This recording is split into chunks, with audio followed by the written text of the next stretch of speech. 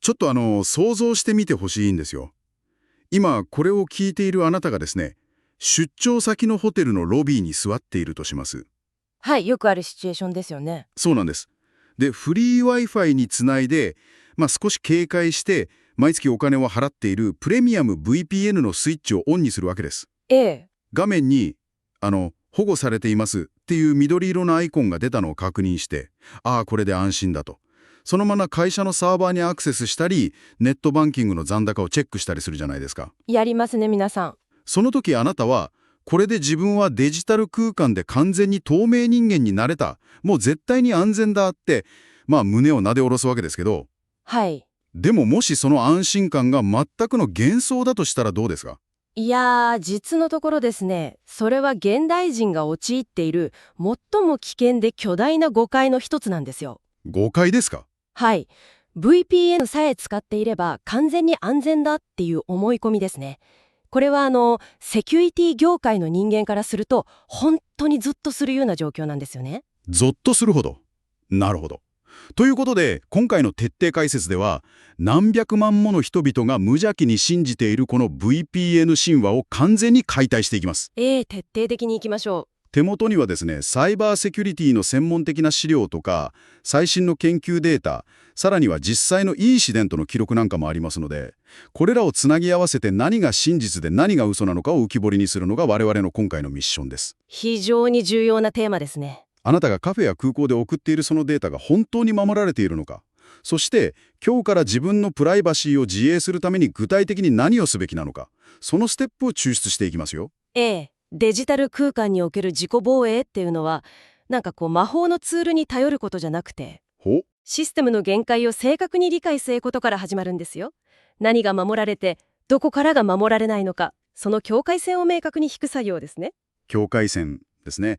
じゃあまず VPN を批判する前に、そもそもそれが何を機能として提供しているのか基礎を固めておきたいんです。はい。おさらいしてみましょ私の頭の中のイメージなんですけど、通常の Wi-Fi 接続、特にパスワードのいらない公衆 Wi-Fi なんかは、自分の個人データを透明なビニール袋に入れて持ち歩いているような状態ですよね。う。まさにその通りです。同じネットワークにつないでいる誰かがその気になれば、ちょっとしたツールを使うだけで、中身を簡単に覗き見ることができてしまうという。非常にわかりやすいイメージです。誰でも見えちゃうわけですよ。そこで VPN、つまりバーチャルプライベートネットワークをオンにする。すると、その透明なビニール袋が分厚い鋼鉄の装甲を持った現金輸送車の中に放り込まれるような感じになる。いいですね、現金輸送車。外からは中身が全く見えなくなるし、目的地まで安全なトンネルを通って運んでくれる。こういう理解で合ってますか？完璧なメタファーだと思います。その現金輸送車が提供する防御のメカニズムは、大きく分けて2つの層で機能しているんですよね。2つの層。1つは通信自体の暗号化、つまり走行の部分ですね。そしてもう1つがルートの偽造なんです。ルートの偽造っていうのは自分の場所を隠すってことですか？そうです。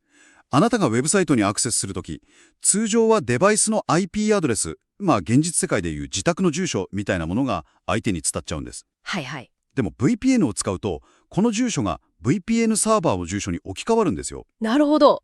つまり、私が東京のカフェにいたとしても、アメリカのサーバーを経由すれば、ウェブサイト側からは、アメリカからアクセスが来たな、としか見えないわけですね。プロバイダーの視界を塞ぐっていう機能なんです。視界を塞ぐ、プロバイダーのですか？はい。通常あなたが契約しているプロバイダーって、あなたが何時何分にどのウェブサイトを見たのか全て記録できる立場にいるんですよ。通信のインフラそのものを提供してますもんね。でも VPN という暗号化されたトンネルを使うと、プロバイダーから見えるのは、このユーザーは延々とある VPN サーバーと意味不明な暗号データをやり取りしているという事実だけになるんです。なるほど。最終的な行き先であるウェブサイトはわからないんですね。全く見えなくなります。ちょっと待ってください。そこまで聞くと、やっぱり VPN って無敵じゃないかって思ってしまうんですよ。ですよね。そう思っちゃいますよね。だって通信は暗号化されていて、自分の IP アドレスという住所も隠蔽されていて、しかも回線を握っているプロバイダーにすら行き先がバレない。それなら完全に透明人間に慣れているはずじゃないですか。はい。ここからどうやってプライバシーが漏れるっていうんですか？そこなんですよ。そこが多くの人が思考を停止してしまう最大の罠なんです。罠？通信経路が安全になったことと、あなた自身が匿名であることは全く別次元の問題なんですよね。別次元ですか？ええ、現金輸送車は確かに頑丈なんですけど、実はその走行をいとも簡単に無効化してしまう脅威がいくつも存在しているんです。通信経路と匿名性は別？なるほど。資料を読み込んでいて私が一番ハッとしたのが、ログイン状態の問題です。よくお気づきになりましたね。つまり、いくら IP アドレスをアメリカに偽装して現金輸送車に乗っていても、その状態で自分の Google アカウントとか Amazon にログインしたら、結局相手には自分が誰だかバレますよね。まさにそれです。完璧な変装をして走行車から降りてきたのに、窓口で私ですって本名が入った身分証を提示しているようなものじゃないですか。本当にその通りです。あなたがどれだけ IP を隠そうと、ログインした瞬間にプラットフォーム側は、あなたが来たんですねって個人の行動履歴として全てを紐付けちゃうんですよ。いやー、言われてみれば当たり前なのになぜか VPN をオンにしただけで全てが守られている気になっていました。さらに言えばですね、あなたが自発的にログインしなくても、デバイスの中にはスパイが存在しているんです。スパイ？それがスマホフォンやパソコンに入っているアプリそのものの挙動なんですよ。アプリの挙動。つまり、私が空港について VPN をオンにして IP を隠しても、スマホの天気予報アプリとかが現在地の天気を更新しますって言って GPS 情報を自分のサーバーに送っていたら。そういうことです。VPN が守るのはあくまでインターネットブラウザーなどの通信経路上のデータだけなんです。はあ。でもアプリ自体が OS から位置情報を取得してバックグラウンドで開発元のサーバーにこのユーザーは今この座標にいますって暗号化して送信した場合、VPN はそれを止めることはできません。なぜなら私自身がアプリに位置情報へのアクセスを許可しているから。その通りです。わあ。なんかそれってスパイが現金輸送車の中に一緒に同乗していて、中から外に向けて今ここを走ってますよって連絡しているような状態ですね。非常に厄介な現実ですよね。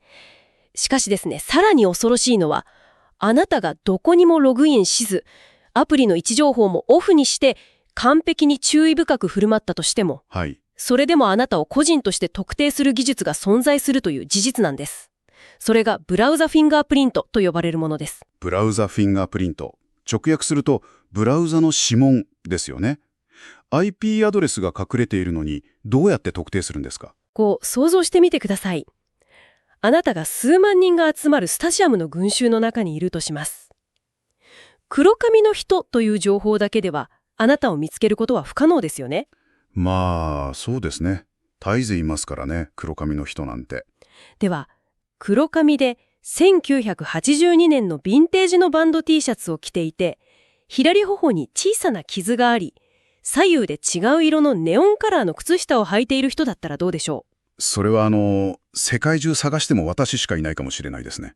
完全に特定されちゃいますよ。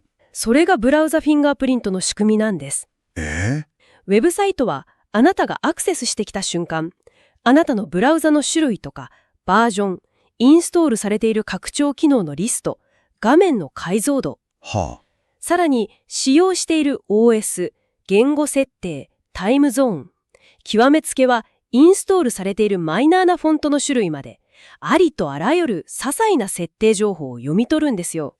フォントの種類まで見られてるんですか？その一つ一つは単なる設定であって個人情報じゃなくても、組み合わせることで指紋のように世界に一つだけの固有の ID が出来上がってしまうんです。なんてことだ。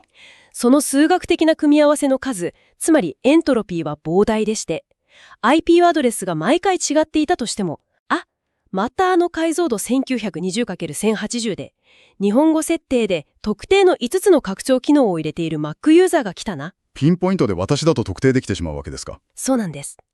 そして VPN はこのフィンガープリントを防ぐことは全くできないんですよ。完璧な匿名性なんて技術的に不可能に近いじゃないですか。外部からの追跡だけでもこれだけ穴があるのに。残念ながら脅威は外部からだけではないんです。次に考えるべきは、先ほどのメタファーに戻ると、現金輸送車の運転手自身のリスクなんですよ。運転手？つまり私たちが毎月お金を払っている VPN プロバイダーそのものが脅威になるということですか？はい。でもほとんどのサービスはノーログポリシー、つまりユーザーの通信記録は一切保存しませんって大々的に宣伝してますよね。ノーログ、ログを取らないという言葉はプライバシー業界における最大のバズワードですからね。はい。しかし、企業がウェブサイトに約束しますと書くことと、実際にシステムレベルで一切の記録を残していないことは全く別の問題なんです。言葉だけかもしれないってことですね。実際、2017年にこのプライバシー神話を揺るがす象徴的な事件が起きているんですよ。何があったんですか？強力なノーログポリシーを打って、ユーザーから高い支持を得ていたある VPN プロバイダーがあったんですが、FBI、つまり米連邦捜査局からの要請を受けた際に、特定のユーザーの接続ログをあっさりと提出したんです。記録していないって約束していたのに、裏ではこっそり保存していたってことですか？はい、そういうことになります。そのログには、いつどこから接続したかという情報が克明に記録されていました。うわー。ここで私たちは法執行機関による捜査の是非について右とか左とかの政治的な議論をするつもりはありません。犯罪捜査において情報の開示が必要とされるケースがあるのはまあ事実ですからね。はい、そこはソースにもある客観的な事実として捉えましょしかしここで私たちが直視すべき事実は、企業のマーケティング上の約束は国家の要請や法的な圧力の前では簡単に破綻するということなんです。う。確かに。いくら頑丈な金庫を作っても警察が来て開けろと言われたら、企業の社長は自分のビジネスとか自由を守るために鍵を渡してしまうわけですね。その通りです。だからこそ、ここで5914 Eyes 協定という国際的な枠組みについてどうしても理解しておく必要があるんです。アイズ協定。なんかスパイ映画みたいな名前ですね。実際、冷戦時代にルーツを持つ国際的な情報共有の同盟なんですよ。アメリカ、イギリス、カナダ、オーストラリア、ニュージーランドの5カ国、いわゆるファイブアイズを中心として、さらに9カ国、14カ国へと拡大していった協定です。はい。これらの国々は国家安全保障のために信号諜報活動で得たデータを互いに共有する取り決めを結んでいるんです。それが私たちが使っている VPN とどう関係してくるんですか？もしあなたが使っている VPN 企業の本拠地がこの14アイズ協定の加盟国、例えばアメリカとかイギリスにある場合ですね。はい。その国の政府が企業に対してこのユーザーのデータを出せと法的に要求すれば、企業は従わざるを得ないんです。さらにそのデータは協定を通じて他の加盟国の政府にも共有される可能性があるということです。なるほど。通信経路を隠すために VPN を使っているのに、その隠蔽を頼んでいる業者自身が法的な義務によって最も巨大な監視ネットワークに組み込まれてしまうリスクがあるわけですね。現在のインターネットっていうのは個人の行動履歴とか購買傾向、政治的な関心といったデータがもう莫大な利益を生む巨大産業になっているんですよ。はい。そんな時代において一企業の私たちはログを取りませんという甘い言葉だけを盲信するのはあまりにもクリティカルシンキング、批判的思考に欠けていると言わざるを得ません。いやー、ここまでの話をまとめるとですね、私たちが乗っている現金輸送車は窓からはアプリというスパイが顔を出していて、車体にはフィンガープリントという消えない指紋がベタベタついていて、おまけに運転手は警察に止められたらあっさりトランクを開けてしまうかもしれない。なかなか絶望的な状況に聞こえますね。ちょっと絶望的な気分になってきたリスナーも多いと思いますよ。じゃあもう何をやっても無駄じゃないかと。いやいや、そこで立ち止まってはいけません。今日私たちがこの神話を解体したのは、皆さんを絶望させるためではなくて、正しい現実認識に上に立った真の防御策を構築するためなんですから。その通りですね。ここからはこの議論を聞き終えたリスナーが今日の夕方、あるいは今すぐにでも実践できる具体的なアクションプランへと移行しましょう。はい、実践編ですね。専門用語を極力避けて、全くの初心者でも絶対に迷わないステップを作りたいんです。承知しました。では、あなたが現在使っている、あるいはこれから導入しようとしている VPN を見直して、強固なプライバシーの壁を築くための具体的な手順を優先順位が高い順に構築していきましょう。よし、皆さんもメモの準備をお願いします。まず、最優先のステップ1は何でしょうか？ステップ1は、独立監査の確認です。インディペンデントオーディットですね。先ほど、ノーログポリシーはただの口約束になり得ると言いましたよね。はい、裏切られる可能性があると。有料な VPN 企業は自社の透明性を証明するために、外部の独立したセキュリティ監査機関にお金を払って、本当に自社のサーバーにログが残っていないかを定期的に検査させているんです。自分たちで安全ですと言うんじゃなくて、第三者の厳しいお墨付きをもらっているかを確認するわけですね。その通りです。公式サイトを見て独立監査済みのレポートが公開されていなければ、その時点で別のサービスへの切り替えを検討すべきですね。なるほど。さらに、過去の裁判などで警察からログの提出を求められた際に、本当に提出できるデータが何一つなかったことが法廷で証明された実績があるサービスなら、信頼度は格段に跳ね上がります。明確な基準ですね。じゃあ、ステップ2は？本拠地の選定です。先ほどの会津協定の脅威を物理的に回避するステップですね。つまり、アメリカやイギリスに本社があるサービスは避けるってことですか？プライバシーを最優先に考えるなら、14会津協定に加盟していない国、例えばパナマとかスイス、イギリス領バージン諸島などに法的な本拠地を置いている VPN プロバイダーを選ぶのが鉄則です。はあ。これにより、大きくの諜報機関からの理不尽なデータ開示要求のリスクを法的な枠組みのレベルで遮断できるんですよ。監査と本拠地。これで信頼できる運転手を雇うことができましたね。では、ステップ3は？プロトコルの設定です。これはアプリの設定画面で一度だけ確認すれば済む作業ですね。プロトコル。通信のやり方のことですよね。どれを選べばいいんですか？結論から言うと、ワイヤーガードか OpenVPN のどちらかに設定してください。ワイヤーガードか OpenVPN。はい。多くの VPN アプリは初期設定で自動選択になっているんですが、手動でこれらに固定することを強く推奨します。それはなぜですか？なぜなら、これらはオープンソース。つまりプログラムの設計図が世界中に公開されていて、何千人もの専門家が常に脆弱性をチェックしているからです。企業の独自のブラックボックスな通信方式は避けるべきですね。なるほど。アプリの設定画面を開いて、プロトコルをワイヤーガードか OpenVPN にする。シンプルです。ここまでで VPN 自体の設定はかなり強固になりました。でも、先ほど出たブラウザフィンガープリントとかアプリの追跡はどう防ぐんですか？これがステップ4ですよね。はい。ステップ4は VPN 以外のツールとの併用になります。VPN はあくまで通信回線を守る土管に過ぎないんです。はい。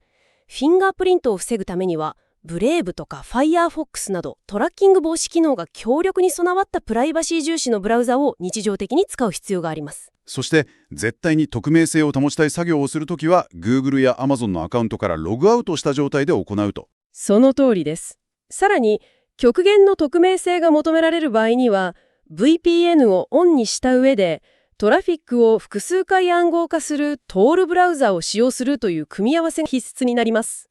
完璧な防弾チョッキを着るなら、ヘルメットも被らなきゃ意味がないということですね。いい例えですね。では、いよいよ最後のステップ5。日常生活で私たちが最も気をつけるべきことは何ですか？常時接続とキルスイッチの徹底です。これが最も重要かもしれませんね。常時接続とキルスイッチ。人間の最大の役者はミスをすることなんですよ。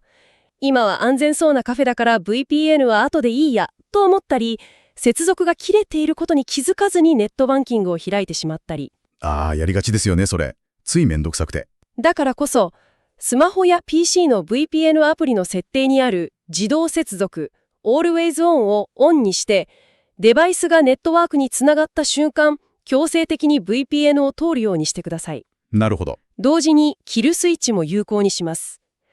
これは万が一 VPN サーバーとの接続が不意に切れた際に、デバイスのインターネット通信そのものを一瞬で遮断して、生の IP アドレスが外に漏れるのを防ぐ安全装置なんです。現金輸送車のドアが開いた瞬間、エンジンが強制停止するような仕組みですね。その通りです。公衆 Wi-Fi を使う機会が多い現代において、この設定は推奨ではなく必要だと考えてください。素晴らしい。独立監査の確認、会津協定外の国を選ぶ、ワイヤーガード等のプロトコルへの固定、プライバシーブラウザの併用、そして常時接続とキルスイッチ。はい。この5つのステップを踏めば、単なる神話への盲信から抜け出して、現実的で強固な盾を手に入れることができますね。どんなに優れた道具も、その仕組みと限界を知らなければ無用な名のものですからね。今日学んだ設定の優先順位をすぐに実行に移すことで、1年後のあなたはきっと今日の自分の決断に感謝することになるはずです。本当にその通りですね。VPN をオンにすれば魔法のように全てが解決するツールと捉えるんじゃなくて、はい。自分のデジタル空間に何重もの鍵をかけるための一つの強力なパーツとして正しく使いこなす。このマインドセットのシフトこそが今日の最大の収穫でしたね。間違いないです。さて、あっという間に時間が来てしまいましたが、最後にリスナーのあなたに一つ考えていただきたいことがあるんです。何でしょ今回の徹底解説では、私たちがこれから送信するデータをどう守るかという未来のアクションに焦点を当ててきましたよね。新しい VPN を選び、設定を見直し、ブラウザを変える。それは明日からのあなたを守るでしょう。う。ええ。でも、あなたがこの強固な VPN を導入する前、つまり昨日までにすでに様々なサービスに明け渡してしまった過去のデータや、あちこちのサーバーに残してきた膨大なデジタル上の足跡は、果たして完全に消し去ることができるのでしょうか。ああ。それとも、私たちはすでに情報が外に漏れ出してしまった広大な海の中で、今日からの行動にだけ必死に小さな防波堤を築いているに過ぎないのでしょうか。非常に深く考えさせられる問いですね。真のデジタルプライバシーの追求というのは未来の防御だけじゃなくて、過去に残した自分の影とどう向き合うかというさらに壮大な作業への入りがちなのかもしれないですね。この問いへの答えを探求しながら、まずは今日お話しした最初の5つのステップを踏み出してみてください。その一歩があなたのデジタルライフを取り戻す確実な始まりになります。ぜひ今日から始めてほしいですね。最後までお付き合いいただきありがとうございました。ありがとうございました。